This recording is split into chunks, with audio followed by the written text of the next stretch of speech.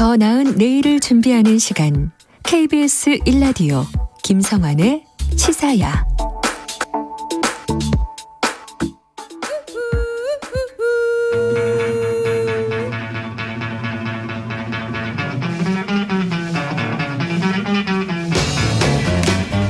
정치인의 눈으로 여의도 국회 움직임을 통찰력 있게 꿰뚫어보는 시간입니다. 여의도 인사이트, 줄여서 여의도 인사인데요.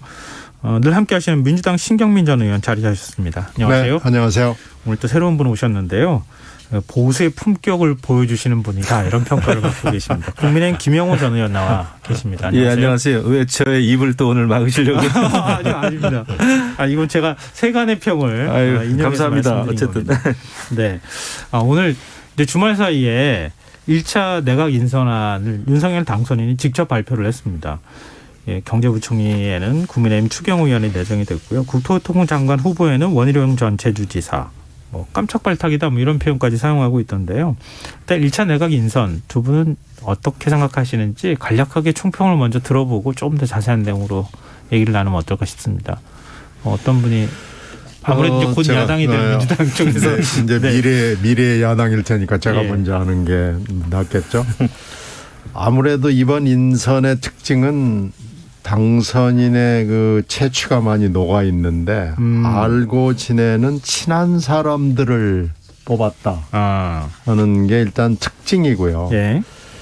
또 하나는 어떻게 보면 보건복지부 장관이나 과학기술정보통신부 장관 같은 경우에는 지금 공동정부를 표방을 하는 안철수 인수위원장의 채취가 녹아나는 것이 맞아 보이는데 그게 없었어요. 네. 그래서 이건 또 뭔가, 특히 보건복지부 같은 경우에는 이제 우리나라가 이상하게 보건하고 복지가 결합이 돼 있기 때문에 네네. 항상 보면은 보건이 오는 경우도 있고 복지가 오는 경우도 있는데 복지가 더 많은 전문가들이 장관을 요즘은 지내는 추세고요. 더군다나 이번 대선 과정에서 가장 큰 현안 중에 하나가 지금 연금 문제를 어떻게 할 것이냐. 네. 이거 향후 4, 5년 안에 뭔가 결론 비슷한 방향이 설정되지 않으면 우리나라가 매우 곤란한 지경으로 들어간다라는 게 지금 공통된 인식이거든요. 네. 그래서 복지 전문가가 오는 것이 맞기는 맞고요. 보건 관련은 질병관리청이 지금 독립돼 있으니까 질병관리청하고 결합을 해서 지금 보건부를 따로 하자고 하는 분들도 굉장히 많거든요. 네네. 향후에는 그렇게 하는 것이 맞을 수도 있죠. 근데 하여튼 이런 것들을 보면은 정말로 알던 친한 사람들한테는 기회를 주고 그렇지 않은 사람들은 별로 그렇게 기회가 없겠다는 아주 진한 인상을 준 1차 내각 후보자 발표였다고 봅니다. 신경민 의원께서는 당선인의 채취가 지나치게 많이 묻어날 것 같다, 이렇게 말씀하시는 것 같은데요. 네. 일단 능력하고 전문성을 우선했다고 얘기하는데 네. 통합이나 다양성 이런 면에서는 조금 좀 부족한 거 아니냐, 이런 언론의 지적도 있더라고요. 김영호 의원은 어떻게 보십니까? 제가 보기에 전체적으로는 잘된 인사다. 네. 하지만 아쉬움도 있다, 이렇게 저는 개인적으로 생각을 하는데 네. 전체적으로 잘된 인사라는 거는 지난번에 이제 한덕수 국무총리 후보자에 이어서요, 경제부총리에는 이제 그 추경호 네. 의원이 내정이 됐는데, 추경호 의원은 누구나 다 아는 경제통이죠. 예. 기재부 차관도 했었고 또 국무총리실에서 국무조정실장을 했기 때문에 전체적인 그 시야가 넓죠. 경제를 하긴 하지만은 국무 전반에 대한, 그러니까 이제 경제정책 전반을 총괄하기에는 아주 적격이다. 또 이제 국회에서 기재위 간사도 했었고 또 국민의힘 그 원내 수석 부대표를 했습니다. 그래서 두루두루 그 국회와의 정치권과의 소통에도 상당히 능할 것이다. 네. 그래서 잘된 인사 같고요. 원희룡 전 의원이 이제 국토부 장관에 발탁이 됐는데 본인 스스로도 이제 깜짝 인사다라는 얘기를 했습니다만은, 그러나 자격은 저는 충분하다고 봅니다. 이 국무위원, 장관이라고 하는 것은 정책적인 면도 있지만 정무적인 게 또 중요하거든요. 그러니까 정책과 정치를 함께 하는 것이 국무위원입니다. 그렇기 때문에 원희룡 전 의원은 제주주사도 2번을 했고 그다음에 이제 국회의원도 3번을 했습니다마는 이 지사라는 것은 사실은 종합행정 분야거든요. 거기에는 뭐 국토개발이라든가 부동산 정책이라든가 이런 거를 다 총망라합니다. 네. 그렇기 때문에 원희룡 지사가 국토부 장관에 내정된 것은 절대 이상한 일이 아니다 네. 생각을 합니다. 그리고 또 본인 스스로가 청년들과 중산층 또 서민들의 주거 문제 잃어버린 꿈을 해결하는 데 노력하겠다 이런 얘기를 했는데 저는 적절해 보입니다. 특히 네. 문재인 정부가 이제 부동산 정책 실패로 인해서 사실은 어떻게 보면은 정권까지 내줬다 생각을 하는데 네. 그런 면에서는 원희룡 의원이 국토부 장관 역할을 잘 수행하리라 믿어 의심치 않습니다. 다만 아쉬움이 있다는 것은 네. 뽑아놓고 보니까 8명 중에 5명이 영남 예. 출신이고 예. 또 여성은 1명밖에 없어요. 예. 그런 면에서는 아쉬움은 있어요. 다만 이 아쉬움이 없어지려면 맡은 일을 제대로 잘해서 업적을 남기는 것이 이제 중요하겠죠. 알겠습니다. 뭐 실력, 뭐 능력 이런 부분들을 중시하다 보니까 약간 통합이나 이런 부분들에서 좀 다양성 이런 부분에 의해서 아쉬움이 좀 있었다 이렇게 말씀하셨는데요. 원희룡 전 제주지사 뭐 국토부 장관 후보자가 이제 됐는데요. 그 원희룡 후보자와 관련된 문제하고 지금 또 김현숙 여성가족부 장관 후보자도 좀 논란이 있기는 하더라고요. 같이 뭐 이 부분 제가 또 이제 두 후보자 외에도 혹시 질문 안 드렸지만 뭐 평가해 주실 만한 후보자 있으면 말씀해 주시죠. 뭐 아까 제가 보건복지부 장관에 대해서는 말씀을 드렸고요. 과기부 장관도 그렇고요. 원희룡 장관은 뭐 하실 만한 분인 건 맞죠. 여러 가지 경험을 국회에서도 했고 지방 행정을 총괄했다는 점에서도 그렇고요.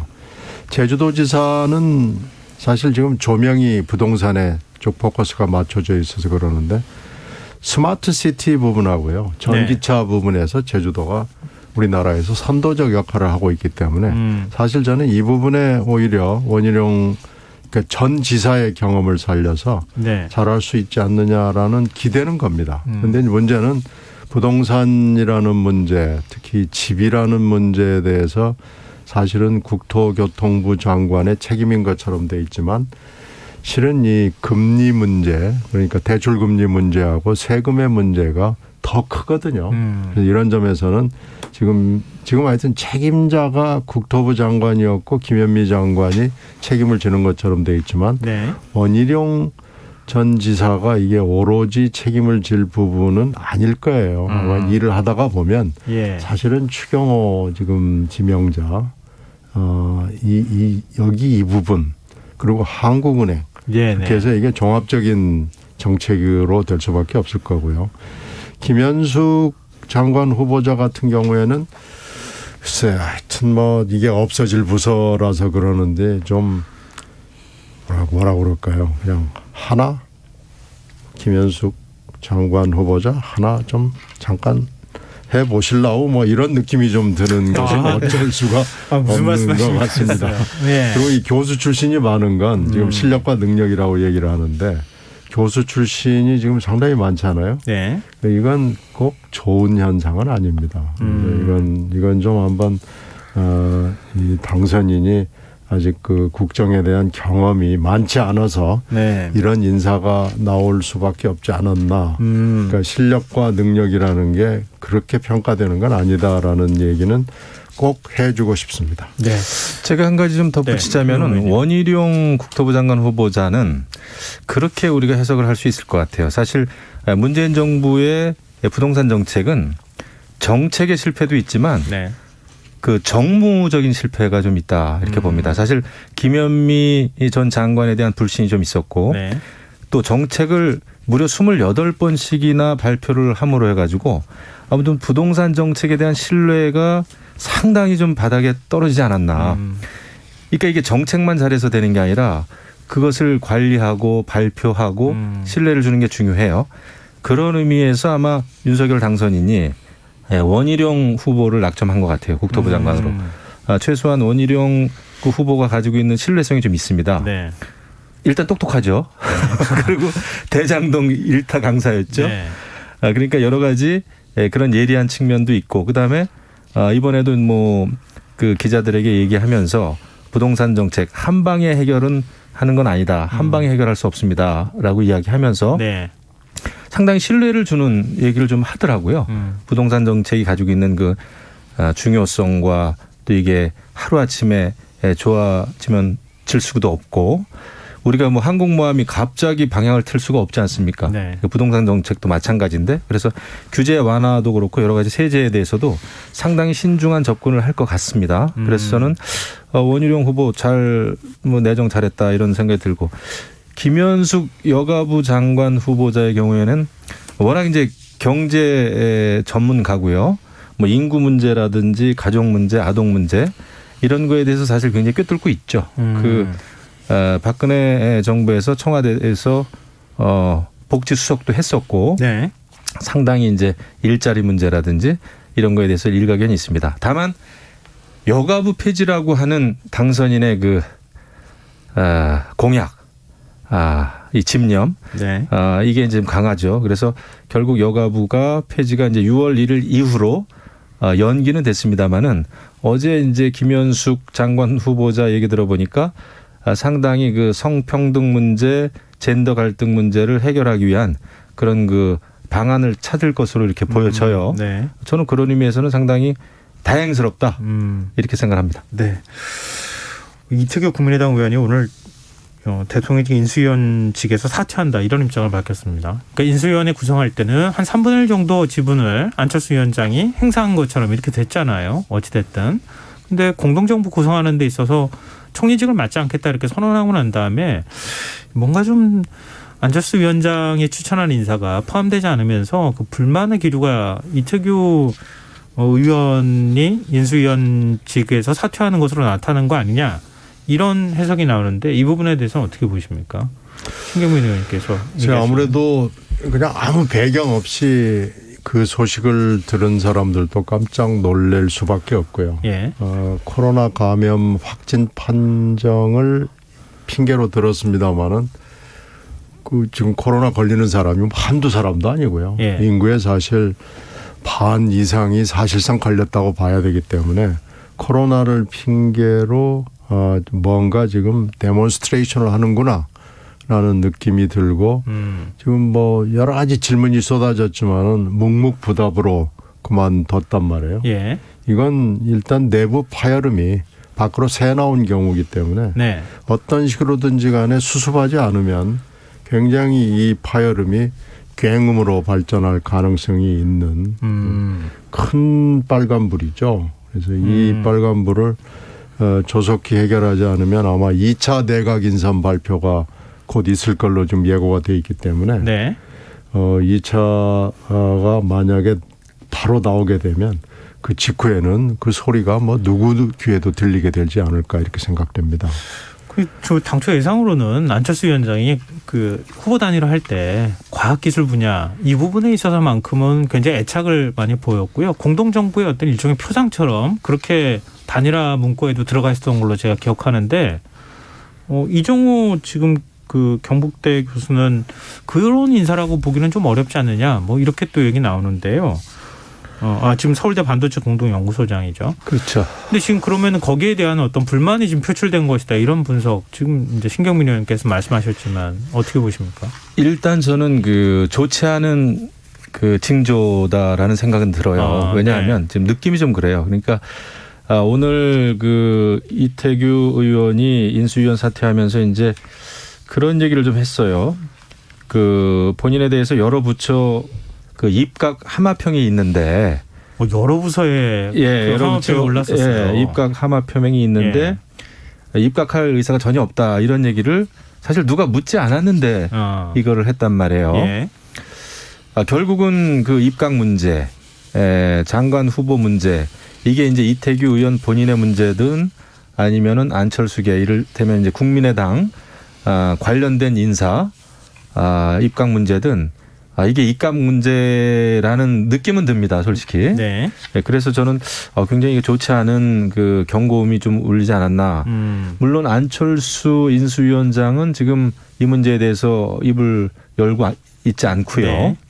굉장히 이제 신중한 편인데 이렇게 돌연 사퇴한다는 거는 좀 이해할 수는 없죠. 이게 어떤 건강상의 또 일신상의 그런 이유 때문인지 그게 아닌 것처럼 이렇게 느껴진단 말이죠. 네. 그래서 이 당초 국민의당과 공동정부를 만들겠다고 하는 그 약속이 실천에 옮겨지는 것인지 어려움이 있는 것인지 이게 정말 알 수가 없습니다. 근데 네. 이제 결국 이태규 의원이 뭐 사퇴를 이렇게 해버렸으니까 상당히 왜냐하면은 이태규 의원은 누가 뭐래도 안철수 인수위원장의 복심이고 네. 또 공동정부 지난번에 이제 단일화 그거를 할 때 주도적인 역할을 한 거 아니겠어요? 장제원 그렇죠. 의원하고. 예. 예, 그래서 이게 굉장히 심각한 경고음이 아닌가 싶은데 뭐 장제원 의원은 뭐 입각 문제 이런 거하고는 아직 전혀 연관성은 없다. 밝혀진 건 없다 이렇게 얘기를 하더군요. 네네. 그래서 좀 지켜봐야 되는데 저는 굉장히 이게 그 다가오는 6일 지방선거도 그렇고 윤석열 정부가 출범하는 데 있어서의 이 문제 굉장히 중요한 문제가 될 수가 있다. 지금 이제 민주당이 겪고 있는 그 송영길 네네. 서울시장 후보 문제로 겪고 있는 민주당 내분 있지 않습니까? 예. 민주당에서는 그게 가장 큰 문제 같고요. 예. 제가 볼 때. 그렇습니다. 지켜봐야죠. 알겠습니다. 일단 뭐 그 지금 이제 1차 인선 다음에 또 2차 인선이 또 발표가 될 테니까요. 네. 보면서 종합적으로 또 다시 한번 판단해야 될 기회가 좀 있어야 되지 않을까 싶은데요. 일단 지금 인사청문회를 통과해야 되지 않습니까? 지금 민주당 분위기가 어떤지 신경민 의원께서 인사청문회는 그렇게 쉽지 않을 겁니다. 민주당이 단단히 벼르고 있습니까? 네, 지금 이거 아무래도 인사가 이제 첫 번째 지금 사실 첫 번째로 인사를 생각했는데 용산 지무실 문제가 이례전이 된 거예요. 네. 그런데 이제 진짜 이례전은 놓쳤지만 인사 문제가 사실상 이제 강대강으로 붙는 첫 번째 싸움이 될 걸로 모두 예상을 했고 한덕수 총리 지명자를 이제 지명을 발표를 하면서 이게 좀 약할 거 아니냐라는 예상들을 많이들 했지만 네. 지금 돌아가는 상황으로 봐서는 그렇게 보이질 않습니다.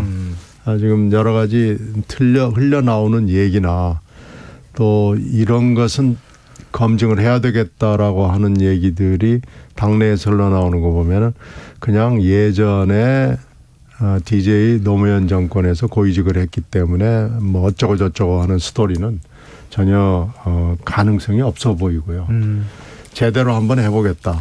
총리부터 시작을 해서 지금 이번에 오늘 나올 사람 그리고 이제 내일 모레 나머지 10개 부처에서 18개 부처를 같이 올려놓고 하지 않겠어요? 예. 그 일정이 아마 굉장히 집약적으로 4월 달 5월 초까지 진행이 될 텐데요. 이게 아마 굉장히 소란할 것 같아요. 간단하지 않을 것 같습니다. 네. 제가 볼 때 민주당은 두 가지 공격 포인트를 잡고 있는 것 같아요. 네. 인사청문회가 하나 큰 게 있고 예. 또 하나는 그 뭐 다 아시겠습니다만 검찰 수사권 완전 박탈, 예. 검수완박 문제입니다. 이거를 이제 4월 안에 적어도 5월 9일 안에 매듭을 져야 된다라고 네네.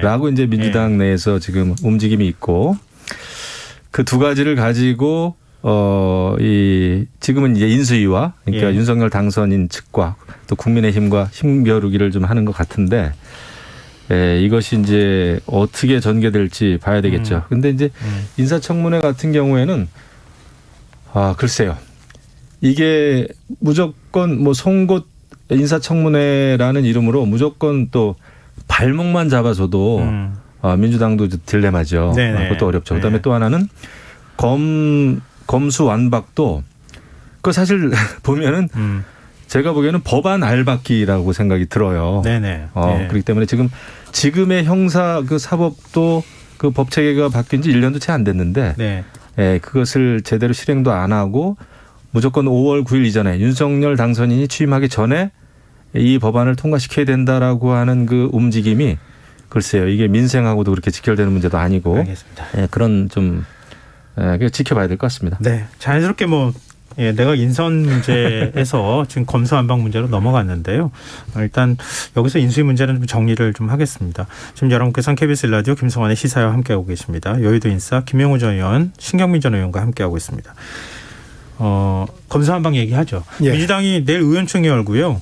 검수완박 법안을 당론으로 채택할지 여부를 결정한다고 하는데요. 일단 민주당 내부 분위기는 어떤 것 같으세요? 내일 물론 하루 종일 경론이 일어날 겁니다. 오늘 검찰이 하루 종일 검사장 회의를 한 거 아니겠어요? 민주당이 또 그렇게 의견이 많이 갈립니까? 경론이 일어날 정도로? 아무래도 이게 찬반이 숫자상으로는 저도 정확히는 모르겠습니다만 네. 이거 신중하게 가야 되고 6월 1일 지방선거가 있기 때문에 국민들의 생각을 읽으면서 가야 된다라고 생각하는 내부 분들이 있죠. 예. 그래서 내일 이 의총이 쉽게 끝날 수 있을지 바로 뭐 이게 당론으로 할 경우에 표결을 하지는 않거든요. 네네. 당론은 대개 토론을 쭉 하고 그 강도에 따라서 길냐 아니면 짧냐의 차이만 있을 뿐이지 토론을 한 뒤에 대충 이렇게 됐으니까 우리가 당론으로 채택합시다 그래서 박수로 의결하는 경우가 많습니다. 네. 근데 물론 아주 예민한 경우에는 이거 표결합시다 하고 하는 분들이 반드시 생기지만 당론을 표결로 하는 경우는 저는 본 적이 없습니다. 그러면 근데 뭐 문재인 정부 내내 검찰 개혁을 얘기해 왔잖아요. 검경 수사권 조정을 했는데 왜 지금 검찰 수사권 기소권을 완전히 분리하는 거를 이 임기 말에 이렇게 강하게 드라이브를 거느냐. 그러니까 지금 검찰 수사가 공정하지 못하다고 생각하기 때문인가 아니면 지금 아니면 통과 못 시킬 거니까 하겠다고 생각하는 뭐 것인가. 그 두 가지가 다 있겠죠. 지금 예. 최근에 이 검찰 내부에서 일어났던 여러 가지 일들을 보고 더군다나 이제 5월 9일까지 문 대통령이 재임하기 때문에 그 전에 의결을 해서 국무회의에 올려서 대통령의 사인을 하지 않으면 안 된다는 시간표. 예. 이 두 가지가 다 작동이 되는 거죠. 네네. 근데 이제 지난 5년 전에부터 했던 것들 그래서 그 6대 범죄로 한정을 해서 검찰의 수사권을 인정하는 것까지 가는데도 굉장히 힘들었습니다. 네. 근데 이제 완전히 검찰로부터 수사권을 박탈한다는 것은 이건 차원이 다른 얘기거든요. 그러니까 지금 검찰 입장에서는 검찰청이라는 타이틀을 떼는 거기 때문에 네. 그리고 2,000명이 되는 검사와 또 그에 비슷한 숫자의 수사관들이 있거든요. 그러니까 이런 문제 때문에 이 검찰의 반발이 당연히 세게 나올 것이고 그러나 타임테이블로 봐서는 이건 반드시 해야 된다라는 그 당내의 강경한 목소리들이 지금 알겠습니다. 퍼지고 있는 거죠. 예. 뭐 민주당 내부 기류 좀 설명해 주셨고요. 왜 이런 그 검수완박을 추진하게 됐는지 지금 이 시점에 그것까지 말씀해 주셨는데요. 김영우 의원님 어떻게 보십니까? 제가 결론부터 말씀드리면 사실 문재인 정부는 검찰 개혁을 하면서 특히 이제 조국 전 그 민정수석을 법무부 장관으로 네. 앉히고 검찰 개혁을 한다는 명분 또 그것을 밀어붙이면서 결국은 그 국민들로부터 신뢰가 떨어졌고 정권을 빼앗겼습니다. 예. 제가 볼 땐 그래요. 예. 그런데 이제 또 검수완박까지 하겠다. 이것도 문재인 대통령 임기 끝나기 전에 말이죠. 이렇게 되면 이건 엄청난 민심에 역풍이 불지 않겠나. 특히 이제 다가오는 6.1 지방선거에서 말이죠. 그러면은 왜 이렇게 검수완박을 하려고 하는가? 그 목표가 있을 거 아닙니까? 네. 다른 목표는 우리가 어떻게 그 생각해낼 도리가 없고 예. 결국은 문재인 정부 민주당 인사들을 비호하기 위한 거 아니냐. 굳이 이렇게 중요한 법안을 문재인 정부 임기 끝나기 전에 법안 알박기 하듯이 몰아붙인다는 것은 네. 그 외에 다른 이유가 좀 있을 수 없다. 더더군다나 저희가 볼 때 이해하기 어려운 것은 이 법안을 주도하는 의원이 황운하 의원입니다. 네. 예, 울산 경찰청장을 했고 결국은 지난번에 그 울산시장 선거에 청와대 권력이 개입한 그 의혹 사건에 한가운데 있는 피의자 신분이에요 지금. 네. 그다음에 재판을 받고 있습니다. 또 그 공동 발의한 최광욱 의원도 조국 전 법무부 장관 아들 인턴 그 허위 증명서 써준 거 때문에 재판을 또 받고 있어요. 네. 1심에서는 의원직 상실형까지 선고를 받았죠. 이런 의원들이 주도를 하는 이유가 뭘까? 그래서 제가 볼 때는 민주당에서도 정말 이 법안을 통과시키기 위해서라도 적어도 다른 의원들이 했어야 되는 거 아닌가 이런 생각마저 듭니다. 그래서 네, 알겠습니다. 결국 이 법안이 목표로 하는 것은 여러 가지 지금 현실적으로 법적으로 문제가 있는 민주당 인사들을 보호하기 위한 거 아닌가라는 의구심을 떨칠 수가 없는 거죠. 네, 알겠습니다. 지금 혹시 이 말씀에 반박하실 거 있으면 하시고요. 지금 그 마지막으로 이 얘기를 조금 했으면 어떨까 싶어가지고요. 내일 저 윤석열 당선인이 지역 순회 일정으로 가서 박근혜 전 대통령하고 만난다고 하거든요. 어떤 얘기가 있을지 또 파장은 어떨지 그 부분을 좀 질문드리고 싶어요. 먼저 신기문 의원님. 네, 뭐 황운하 최강욱 의원은 이미 기소가 된 사람들이기 때문에 네. 그분들이 뭐 이 수사권이 어떻게 되든지 간에 큰 재판에 영향은 없을 거고요. 예. 하여튼 어찌 됐든지 간에 이 얘기는 6월 1일 지방선거를 염두에 둔 거기 때문에 조금 더 지켜봐야 될 겁니다. 네. 어떻게 될지 좀 짐작하기 어렵고요. 이 지금 윤석열 대통령 당선인이 박 전 대통령을 만나는 것은 박 전 대통령이 이제 승낙을 했기 때문에 이루어지겠죠. 그런데 네. 그게 굳이 만나야 될 필요가 있는지는 잘 모르겠습니다만 이미 만나기로 했기 때문에 그거 가지고 이제 얘기할 필요는 없고요. 아무래도 과거의 얘기를 정리를 내일은 해야 되겠죠. 그리고 제일 지금 급한 문제는 대구시장 문제도 있고 취임식 참석 문제도 있고 이게 지금 미래의 문제고 현재의 문제일 텐데. 예. 취임식은 아마 뭐 건강을 핑계로 박 전 대통령이 안 가려고 할 수도 있지만 만약에 가게 된다면 박근혜, 문재인, 윤석열 세 사람이 한 자리에서는 정말 모양이 좀 이상하고요. 네. 대구시장 선거가 아무래도 제일 관심거리일 텐데 네. 직접적으로 요청하지는 않겠지만 아무래도 제일 큰 관심거리입니다. 그런데 그 말씀하실 기회를 드려야 되는데 조금 길게 말씀하시는 바람에 벌써 57분 30초가 됐습니다. 괜찮습니다. 좋은 만남을 가지시길 바랍니다. 네, 알겠습니다. 아이고, 좀 시간 더 드렸어야 되는데 못 드려서 죄송합니다. 아닙니다. 예, 여의도 인싸움 오늘 여기까지 하겠습니다. 지금까지 민주당 신경민 전 의원, 국민의힘 김영우 전 의원과 함께했습니다. 오늘 두 분 말씀 감사합니다. 네, 감사합니다. 고맙습니다. KBS 라디오 김성환의 시사야 1부 순서는 여기서 마무리하겠습니다. 전 11시 전과 2부에 다시 오겠습니다.